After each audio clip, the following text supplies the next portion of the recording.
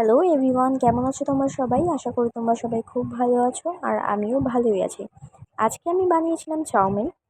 তো কিভাবে চাউমিনটা বানাচ্ছি একটু দেখে নাও প্রসেসগুলো, তাহলে তোমাদের খুব ভালো হয় যারা এখনও রান্না করোনি। তো ফার্স্টেই কড়াইতে অনেকটা জল নিয়ে নিয়েছি, তারপর যা যা লাগবে সব নিয়ে নিয়েছি। দেখো আশপাশে কত দর্শক। তারপর জলটা হালকা গরম হয়ে গেলে তার মধ্যে আমি চাউমিনগুলো দিয়ে নিয়েছি। পারলে তোমরা একটু জলের মধ্যে তেল দিয়ে নিতে পারো, তাহলে চাউমিনটা নরম হয়ে যাবে না। তারপর একটু শক্ত শক্ত থাকতেই আমি চাউমিনটা নামিয়ে নিয়েছি, নয়তো নরম হয়ে গেলে ভালো লাগে না। তারপর কড়াইটা গরম হয়ে গেলে আমি তেল দিয়ে নিয়েছি, অনেকটা পরিমাণে সাদা তেল দিয়েছি। তোমরা পারলে সাদা তেলটা ইউজ করো, নয়তো সর্ষের তেলের একটা কাঁচা গন্ধ থাকে।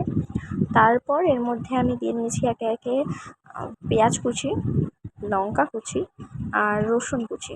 রসুনটা অপশনাল, তোমরা দিলে দিতেও পারো, না দিলে নাও দিতে পারো।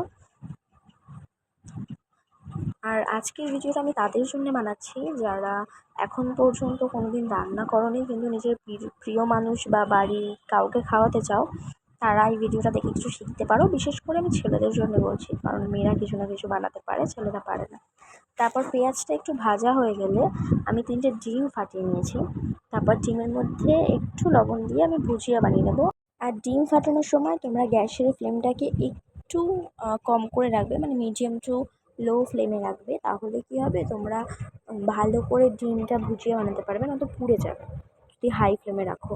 তারপর ওটা যখন একটু লাল লাল হয়ে যাবে, তারপর ওর মধ্যে সেদ্ধ করে রাখা চাউমিনগুলো দিয়ে দেবে, দিয়ে একটু নাড়াচাড়া করবে।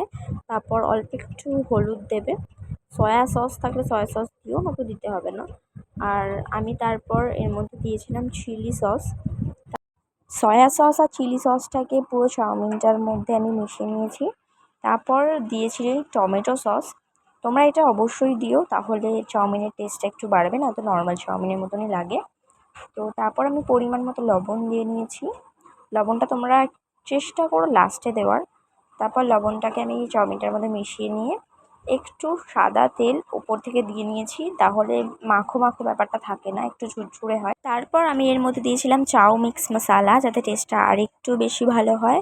তারপরে একটু কড়া কড়া করে ভেজে নিয়ে নামিয়ে নিয়েছি।